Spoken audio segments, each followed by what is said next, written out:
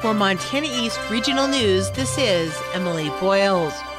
In nearly every town in eastern Montana, you see a building that's made out of stone generally, and it says Masonic Lodge on it. Not many people know what goes on inside of those buildings. There's lots of mystery and myth that surround those buildings. One thing that has stood out in recent years is frequently the Masonic Lodges are affiliated with benefiting local nonprofit organizations. So we wanted to find out, who are the Masons? I spoke with Ruth Bacon, who is a member of a Mason-affiliated organization known as Eastern Star, Michael Bacon, her grandson, and his wife, Sara. In general, I learned that Freemasonry, sometimes just called Masonry, is the world's oldest and largest fraternity. It aims to promote friendship, morality, and brotherly love among its members, all men from every race, religion, opinion, and background, who are brought together as brothers to develop and strengthen bonds of friendship. There are more than 3 million members meeting in nearly every free country in the world, and certainly in nearly every community in eastern Montana. Freemasonry proposes to make good men better by teaching metaphors taken from geometry and architecture about building values based on great universal truths. And of course, charity and community service is fundamental to the fraternal order and something that they actively take part in. Started off just Masons at King Solomon's Temple, and journeyman, craftsman, entered apprentice, fellow craft, and master mason.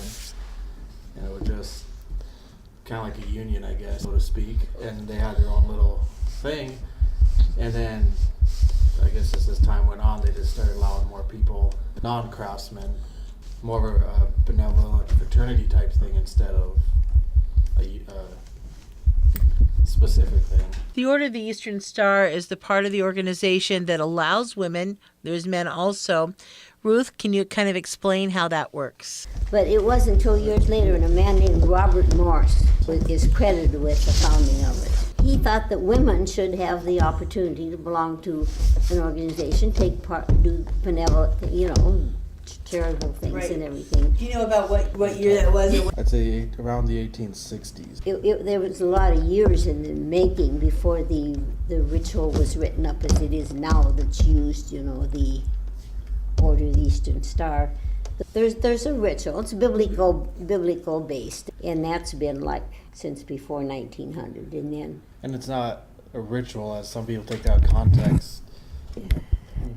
We're religious ritual. It's just an initiation. Rituals. It isn't any secret that would harm anybody if they knew it or didn't. Is that it kind of keeps it specific for members. But I was initiated into the chapter in Weibo, and I've been a member for, I think it's something like 57 years. Does Weibo still have a chapter? No, they what you call affiliated. There, wasn't enough members. They were getting old, and they. Right. And they affiliate with another chapter. Okay. And they affiliated with Glendive.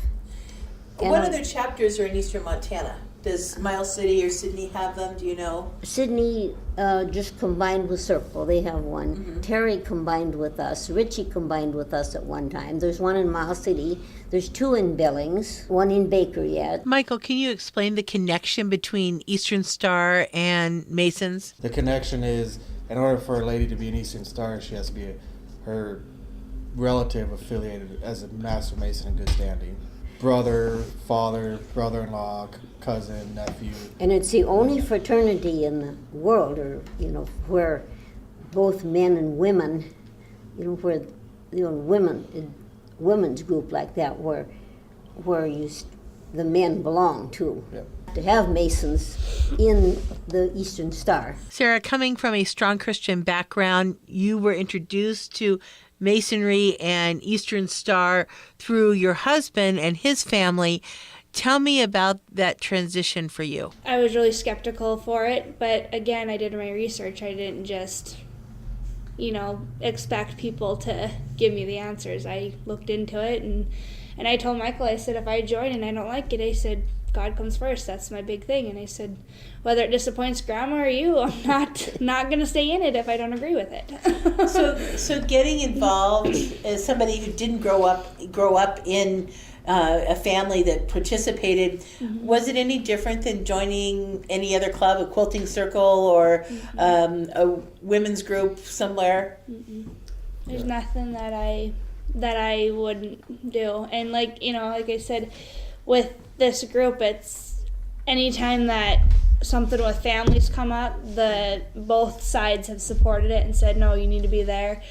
Anytime anything health related or anything, they don't like push you. They're very family oriented that way and very supportive, and there's been no red flags since I've actually went through it. We will be back with more from Ruth, Michael, and Sara Bacon when we come back after.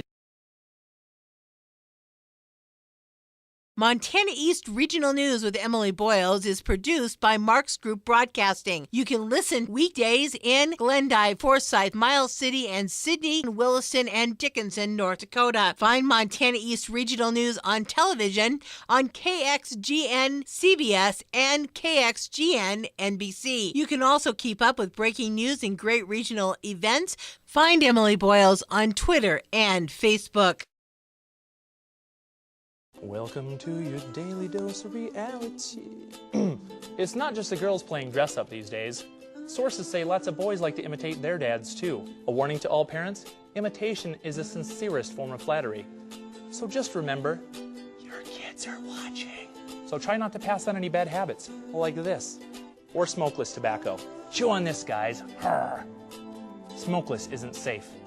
If you use, call the Montana Tobacco Quit line at 1-800-QUIT-NOW.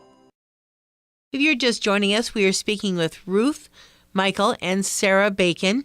Ruth Bacon has been a member of the Order of the Eastern Star for over 50 years. Michael Bacon is a Mason member, and his wife Sara is also a member of the Order of the Eastern Star. We're learning about what Freemasonry is and how it benefits our community. So, Michael, when you started getting really involved, after you got married, you did your petition, and you got really involved, how many people your age range were involved locally? None. just me. In fact, I was the first initiation for a while, and a lot of them were older guys, 50s or maybe late 40s and older when I joined. When I joined, I was in the Air Force, and I loved being part of something. The camaraderie in the Air Force was neat, and I enjoyed that, and I knew the camaraderie in Masonry, so I wanted to be part of that. When I got out, I wanted to be part of something again with the fellowship and stuff. The best fellowship I have is still at my church, Bible studies and stuff. I mean, I get way more of that than anything, and those are the best fellowship. But here... So, what's the point of being a Mason today? Their motto is to make good men better, and you just learn how to be they just take a lot of biblical stories. You have to believe in a supreme being to be a Mason, and they just kind of how to present ourselves an upright citizen, don't be a troublemaker.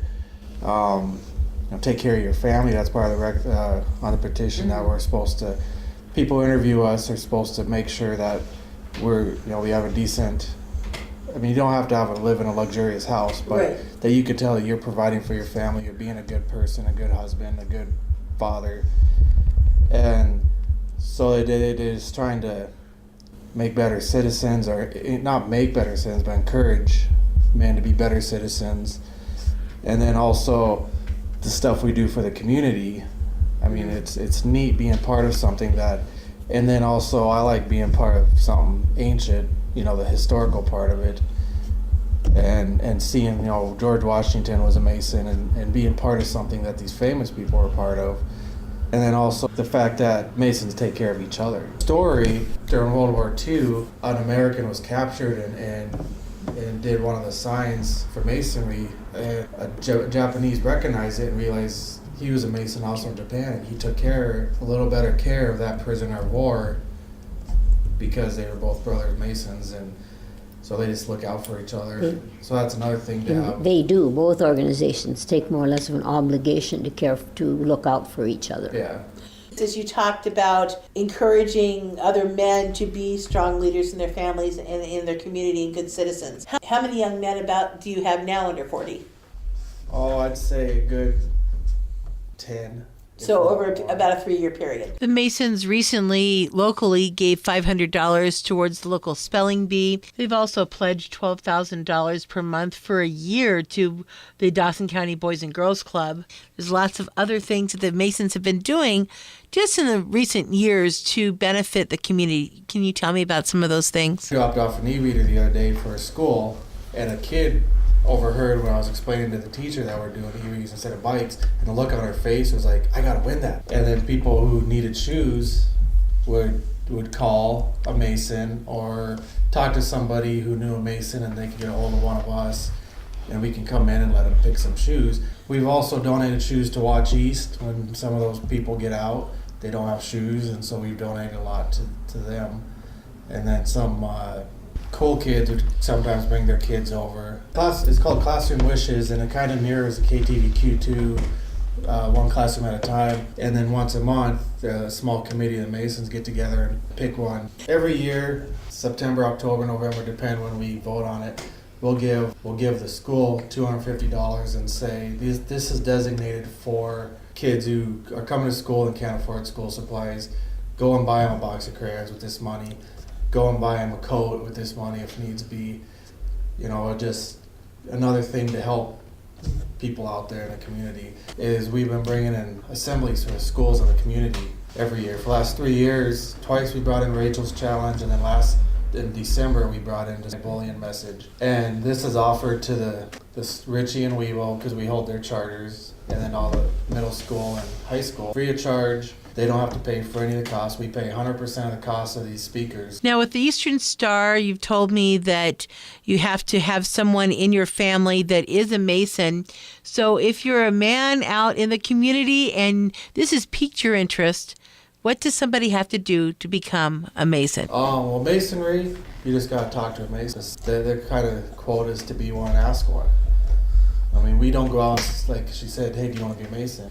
Who's a Mason? You can look out up in the phone book and call. If you have a hot news story or a news tip you'd like to share with us, you can email us at newsdesk@kxgn.com. For Montana East Regional News, this is Emilie Boyles.